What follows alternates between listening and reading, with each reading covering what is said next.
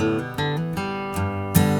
it's James here from Guitarist.com, and today I want to show you everything that you need to know about scales on guitar in 10 minutes. Before we jump in, I need to get one really critical idea in your head right away. Memorizing scales and just playing them up and down is not the first thing you should do. It is not the best way to learn about scales, and it turns a lot of people away from learning them. Because when you do that, it's really hard to see how the scales actually apply to music.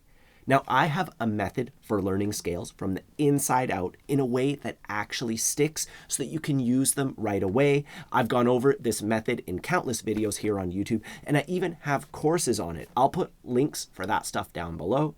But today's lesson is all about seeing the bigger picture. This is everything that you need to know about scales. So let's get started. The timer starts now. We're going to start with the very basics. You pluck a string and it vibrates. And that vibration is measured in hertz, which is vibrations per second. Your A string vibrates at 110 hertz, 110 times per second. And that's the note A in the musical alphabet.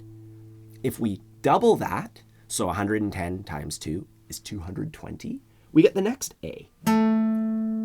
And from this low A all the way up to there, we get 12 notes total. A sharp, B, C, and so on. And that is our musical alphabet. That's what we have to work with. Once we get up to this A, the pattern just repeats again. So down here we have A, B, C, and we go up here to the 12th fret, A, B, C.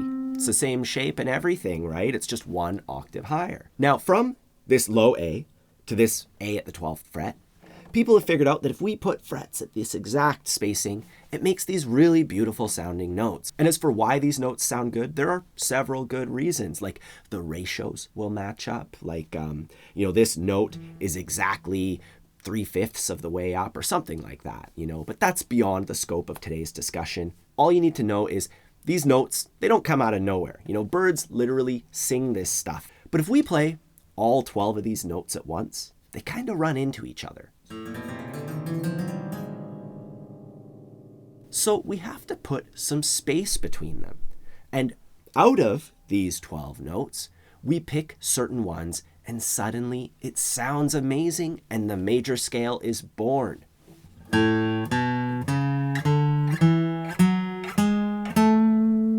And for the longest time, in Western music at least, even today, people were happy with just those notes out of the major scale.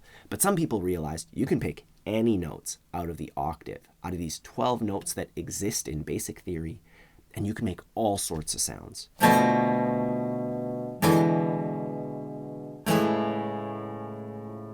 Now, our discussion of scales could end right there. You realize that there's 12 notes, and you just put some of them together, and boom, there you go. You're making all sorts of scales.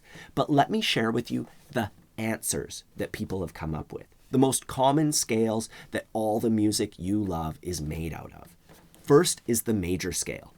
And here is the pattern. A W is a whole step. That's where you skip a fret. So if you're starting on the 2nd fret, for instance, you would skip a fret and go to the 4th fret. That's a whole step. A half step is where you just go to the next fret right beside it. So it's a way of traveling along the string, and instead of using all 12 notes, we're just using some of them that are gonna make up our major scale. We're gonna start on A, the open A string. We go a whole step. Then we go another whole step. Half. Whole, half. And we're right back where we started at the next A. And we could go again. Whole, half, etc. forever. And if you know the names of every note along your A string, you follow that pattern, you write down each note that you play, and you have the scale written down as well. You could also do it on paper like this, just writing out a string, all 12 notes, pick your starting note, applying the pattern, writing down the answers. And that's the theory side of things. But to actually play this stuff on guitar, you could play it up and down the string, There are some techniques like slide guitar, for instance, where you're like But most of the time, you want to figure out how to play it in a single position. And that's where scale shapes come in. A quick warning about scale shapes. Now, we briefly touched upon this at the start of this lesson. I don't want you to just memorize scale shapes and play them up and down, but it is important to know of them.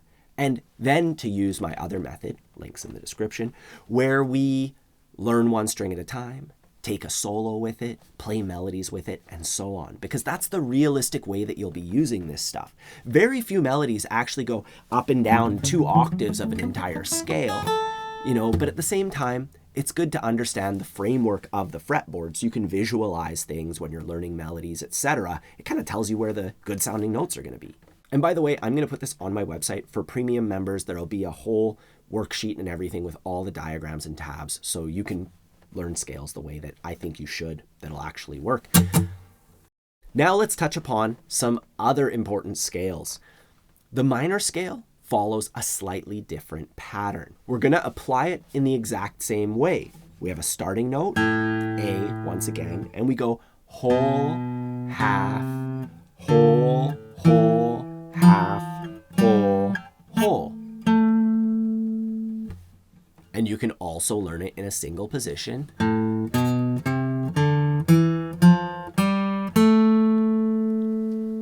And we could do it on paper, just writing out all the notes in order. I call this the never-ending line of notes. You pick a starting note, you apply the pattern, write down the notes, bam, there is your scale. Now, something really cool to point out is that minor scale pattern is actually the exact same pattern as the major scale one. We're just starting on a different note. So if we take the major scale pattern and we start on the 6th note instead, that's where the minor scale pattern comes from. They're modes of one another. And that's something we'll discuss when I teach modes. So don't worry if that doesn't make sense yet. It's like a total different topic. Anyways, back to the minor scale. We can take that scale and raise the 7th note by a half step. So in the case of A minor, we can raise the G to a G sharp. We get the harmonic minor scale. And we can also raise the 6th note as well as the 7th note. We get the melodic minor scale.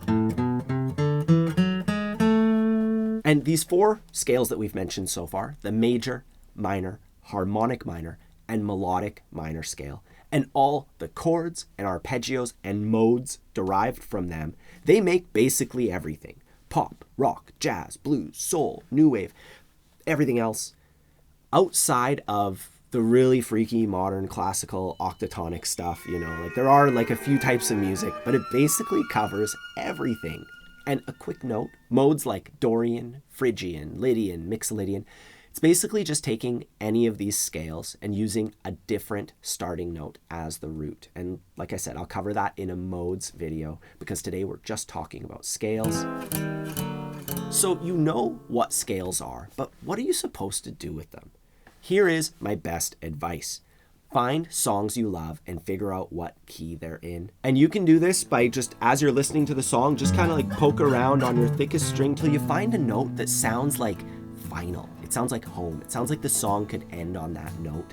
You could also just look it up, type it in Google and it's usually correct. And then you start playing a major scale shape off of that note. Or a minor scale shape off that note if the song's in a minor key.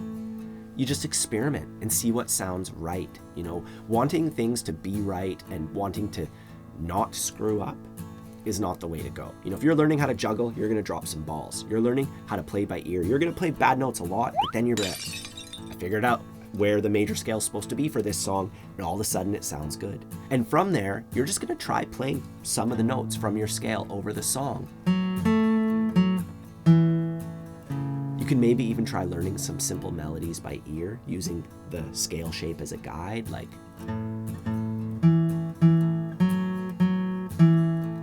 and eventually, once you've experimented with that, you can learn some more about how the fretboard works, like learning caged, which connects scales, arpeggios, and chord shapes into one convenient framework. And that is a lifetime of learning.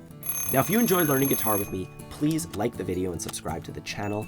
I have a music theory course included in my premium membership where I break things down in a really practical and simple way. I mean, I've built my career on taking complicated things and making them uncomplicated. So if today's video helped you understand scales, just know everything I do follows this same approach. I have tons of lessons to help you reach your guitar goals. Have a fun time practicing, and I'll see you soon.